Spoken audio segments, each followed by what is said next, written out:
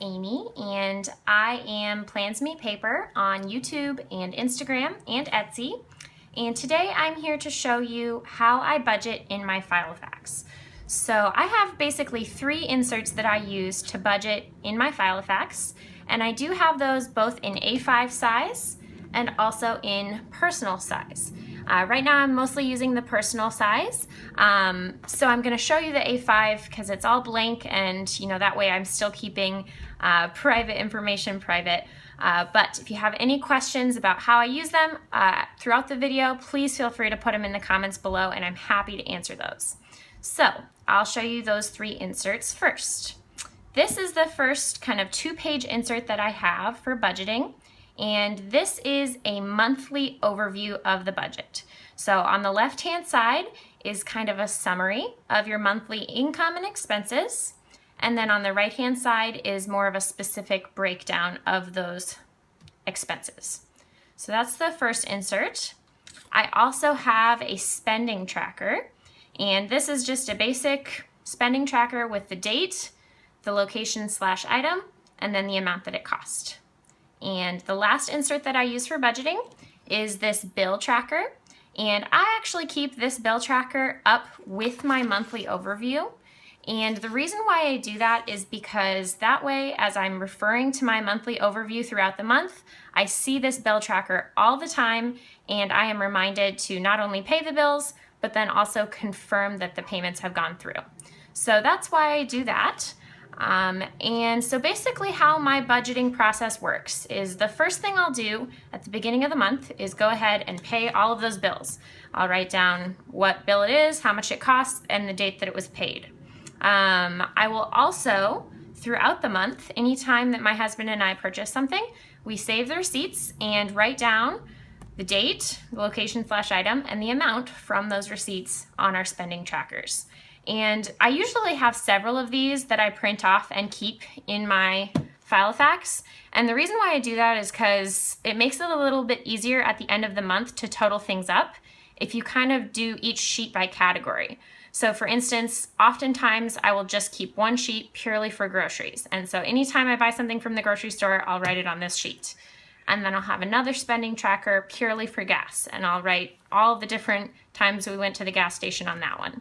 And that just makes it a little bit easier to total up those categories at the end of the month. So that's just a tip. Once the month is over and I've got all of the spendings tracked and also all of the bills paid, I will go ahead and go to this monthly summary page. And of course, the first thing you do in here is write what month it is. And then I fill out the monthly income section. So in this monthly income section, it has 3 different places. It has income 1, income 2, and extra income. So for my family, income 1 is usually my husband's paycheck. And of course, at the beginning of the month, we can fill out what the planned income and expenses are. So, how much do we expect to make? How much do we expect to have to pay? And then at the end of the month, I'll put in all of the actual values. So typically that'll be my husband's salary, my salary, and then extra income we don't usually have. It's something that occasionally, we'll get a gift or we'll work a few extra hours and make a little bit of extra money. So that's where I would put that. Next, I will fill out this monthly expenses part. And this side is actually, like I said, it's more of a summary. So these are the big categories of expenses. And to fill these out, you've got to do the breakdown of specific items that you're spending money on first. So all of these different items are things that we have to pay every single month. They are expected, planned expenses. So a lot of them will either come from, or all of them will either come from the bill section, the bill tracker, or from the spending tracker. So, rent, parking, trash, water, sewer, electric, those are all things that come straight from the bill tracker. So I would just copy the amount of those bills right here.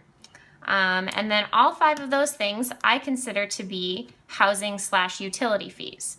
So I would add those 5 things together, and that's how I would calculate my housing/utility category for the month. Next, I would, look at my bills, put my car payment in, and look at my spending tracker to put in the gas that we bought that month. Add those two things together to find the transportation cost, and kind of so on and so forth as you go down throughout this monthly expenses breakdown page.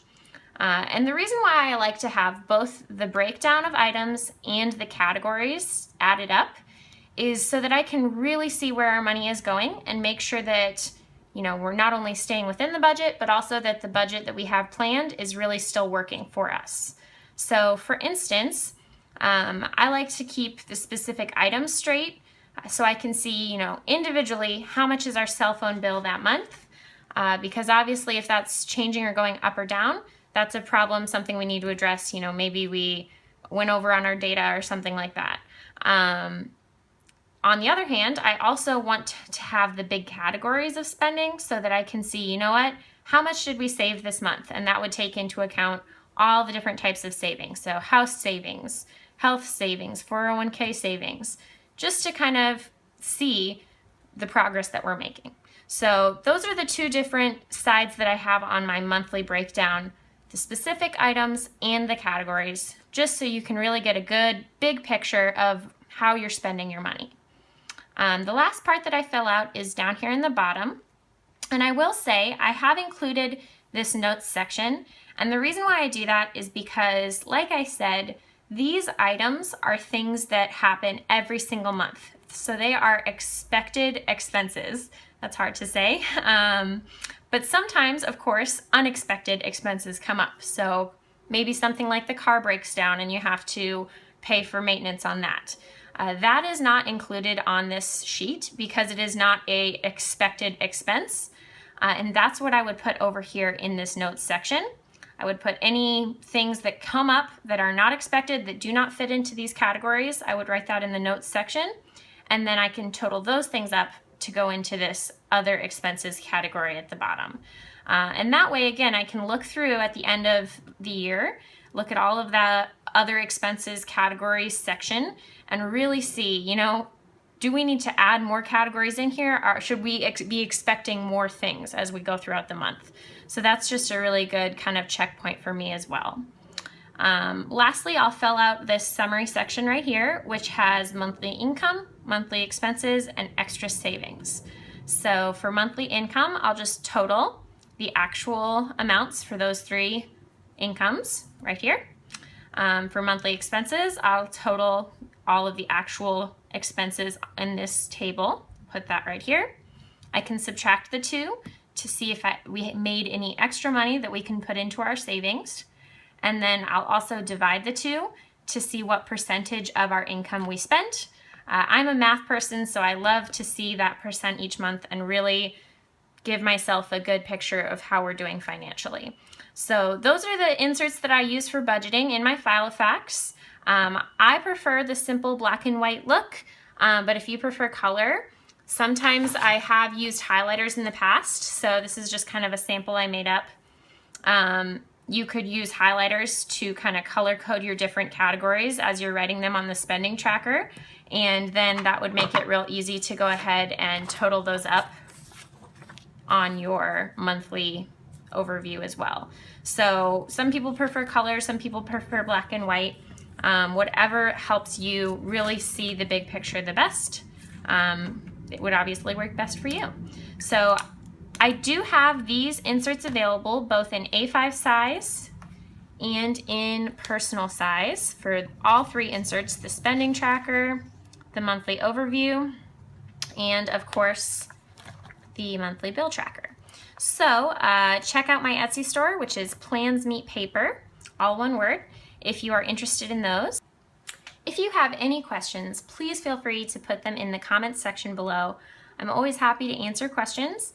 And also, if you have any tips for things that I can do to improve my videos or suggestions for future videos that I make, please put those in the comments as well. If you liked this video, give it a thumbs up and subscribe. Thanks so much for watching and have a wonderful day. Bye.